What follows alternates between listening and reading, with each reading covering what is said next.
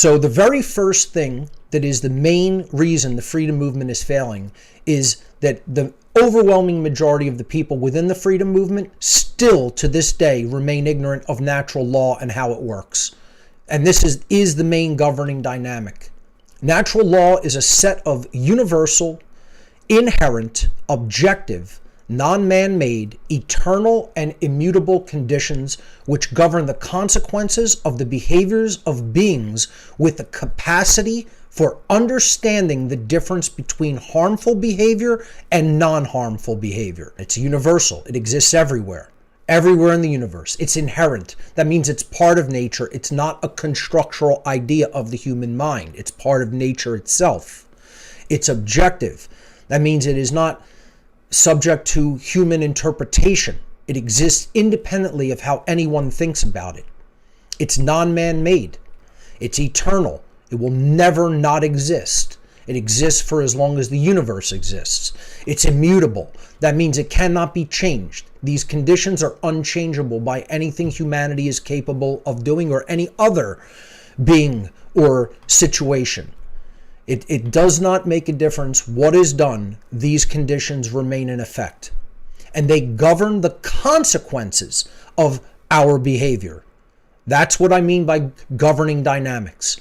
We behave, we have free will to behave, and we can choose our behaviors, but we are not insulated from the consequences of our behavior. And these governing dynamics, these natural laws, affect and bind those that have the capacity for understanding the difference between right and wrong. They do not apply to the animals. They apply to beings that are human and higher level intelligence than human. Meaning you have to have the capacity in the mind for the definitive understanding between behaviors that are rights and between behaviors that are wrongs, wrongdoings that violate human rights. So the understanding of natural law is all centered upon bringing human conscience, that's the knowledge of the difference between right and wrong, into alignment with objective morality. That's actually choosing right behavior over wrong behavior. And we're not talking about religion here. This is absolutely non-religious. This has nothing to do with religion. This is a science of nature. It's a science of behavior and the consequence of behavior, and the science of how the dynamics of freedom and tyranny actually work in nature. This constitutes a science that is, as of yet, unknown by humanity. Conscience is the definitive knowledge of which behaviors are rights because they do not initiate harm to other sentient beings, and which behaviors are wrong because they do initiate harm to other sentient beings. That's the real objective difference between right behavior and wrong behavior. It is not a guess. It is not something that you find in a religious text. It is not something that we invent. It's not a constructural idea of the mind. When we behave and harm results in the natural world, then that is a wrongdoing. If we behave and harm is not initiated in the natural world, that action is a right. That's actually very simple. The fundamental nature of humanity's continued loss of freedom is that most human beings do not have a full and accurate understanding of objective morality. The true and actual difference between right behavior and wrong behavior in nature/reality. Ignorance of true morality leads human beings to erroneously believe that violent and harmful behaviors based upon the belief in authority are somehow morally legitimate and acceptable when they are absolutely not morally legitimate at all. The belief in authority comes out of people's ignorance of natural law. There is no such thing as human authority, never has been, never will be. There is a claim, an immoral, violent claim of authority that holds people in duress for disobeying the ruling class's decrees that they call law. And all that is a usurpation of natural law. It's a usurpation of the laws of the universe, of the creator of the universe. And that's what these people in so-called power, in earthly, worldly power, want. They want to usurp the laws of nature and become God. That's what Satanism is. That's what dark occultism is, which is we're going to get to in a moment. As a result of people's complete lack of understanding of objective morality and their belief in human authority, many behaviors which most human beings conduct and condone are completely out of alignment with natural law, which leads to the continuation and furtherance of human slavery. It leads to the creation of slavery, it leads to the continuation of slavery, and it leads to slavery becoming deeper and deeper bondage. This dynamic is expressed in the natural law of the law of freedom. And the law of freedom states that aggregate morality and aggregate freedom are directly proportional to each other. So the total morality of the population of human beings is going to be completely proportional to the total freedom of human beings. So what does that say about how moral human beings are? If they're completely proportional degrees and humanity is enslaved, then their aggregate behavior cannot be very moral. When it comes to not really understanding the true objective difference between rights and wrongs. And that's the problem. That boils it down to the very simple dynamic is that most people don't know the difference between right and wrong still to this day. And they're not being taught the difference. Here is the law of freedom stated as simply as it can be stated. The aggregate freedom of human beings is directly proportional to the aggregate morality of their behavior. That's it. It's that simple, and most people still don't understand that on this planet. Reason number 2 the freedom movement is failing is the freedom movement as a whole does not understand the world of the occult and is not making any progress toward its understanding. Very few people have an accurate understanding of what occultism is and what, in particular, dark occultism is. Now, I'm not here today to explain the entirety of the occult. That's impossible in such a short time. But I just want to talk about what dark occultism is, because that's what really has a stranglehold and is injecting all of the mind viruses that people believe and continue to accept as true into human society, which prevents them from an understanding of natural law. So one of the things that's been the most difficult for me to explain to people is what Satanism really is versus what it is not. Satanism is not the worship of the Christian devil in Christian mythos. Sorry to burst anyone's bubble, but if you believe that, you have a child's mentality regarding what Satanism really is. And it's sad, and it really should be improved. It's unacceptable, quite frankly. What Satanism really is an ancient occult religion, and occult simply means hidden. So when you hear the word occult, if you're triggered by it, then that means there's more ignorance present. Everybody in this movement should understand by this point that occult means hidden. It means it's hidden from the sight of the average human being. That's what Satanism is, a religion that the true masters of the world do not want the average dolt in our society to understand.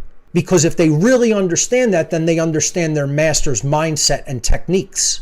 And they don't want that getting out to the public. They want them believing that it's just devil worship. So Satanism is an ancient occult religion comprised of diverse and interconnected networks of worldwide adherents. It is not just rich white men. It is a very diverse group of ancient master psychologists that are manipulating the entire body of humanity. At its ideological core, this religion postulates that knowledge of how the human psyche works and operates, and knowledge of how the laws of the universe work and operate, should actually be hidden. They should be occulted. They should be kept only by this priest class, by a small group of manipulators. And then, when they have a knowledge differential because they hold the knowledge and other people are ignorant of it, they can create a power differential in the world over the people who are still remaining ignorant of that very critical knowledge about how the most important things in life actually work. It is far more accurate to perceive dark occultists in general as mass psychologists and mass psychologists and mass psychological manipulators and social engineers. So this social engineer ruling class hold and wield hidden or occult information in ways which will exploit and enslave the ignorant masses. And they've been doing this since time immemorial, and they've been using the same techniques, and there's no indication that they need to change their techniques or that their hold on humanity will slip or fade, because we still have the same level of ignorance in our society, in the general population, the same level of ignorance regarding natural law and the world of the occult. Reason number 3 the freedom movement is failing is most people within this movement constantly try to pass the buck to someone else. And they say that's someone else's responsibility. Most people within the freedom movement believe that it is not their own personal responsibility to become an influencer and teacher of others. This is the main responsibility that they want to shirk. They want to be the person in the audience eternally.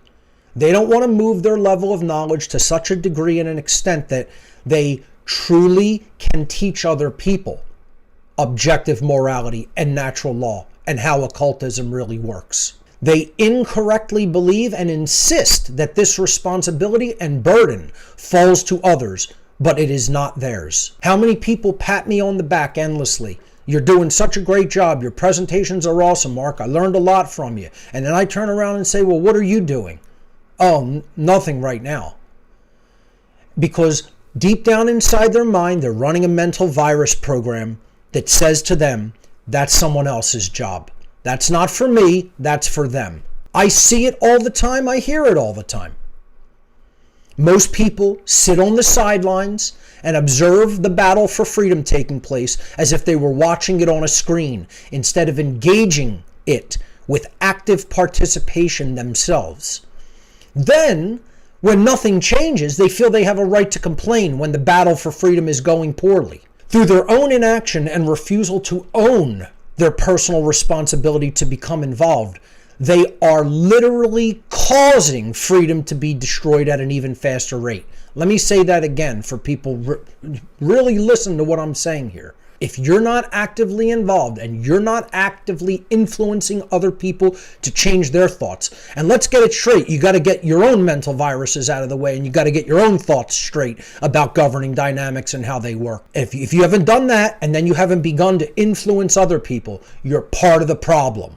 Number 4, the 4th reason the freedom movement is failing is most people within this movement have a perpetual desire to stay in their comfort zone. This is very connected with reason number 3. Most people within the freedom movement do not want to take any risk. They don't want to make any sacrifices. They want to show up like it's some social event, and they want to listen to what other people have to say. And that's just not going to cut it. It's not going to get it done. Action is required. Most people within the freedom movement act as armchair quarterbacks, remaining in their own personal comfort zone while cheering on those who are actually doing the hard work to move the ball forward. Most people in this movement feel that if they become further involved in the war for freedom, that they would quote unquote have something to lose. And in fact, this attitude that, hey, well, I have something to lose. I can't speak out. I can't get involved. You know what that really means, that attitude? It means you've already lost. You've contributed to the losing dynamic. And that's one of the reasons why we're losing. They know it. They think that it's a joke. They know that it's a joke. And so do I. And it's because of these types of attitudes. Not learning the important causal dynamics. Constantly thinking something that is not the solution is the solution. Not understanding the true difference between right and wrong.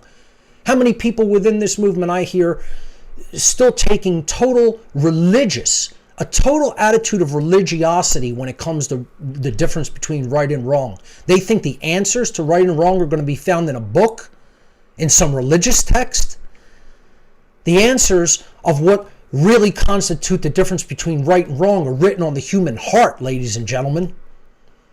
And that's the problem, is people aren't in touch with that dynamic. You know, that's why they don't have a lot of courage. They got no heart in the game. And most of them don't have their mind in the game either. And you add up all those failures, it adds up to a failure in the aggregate sense.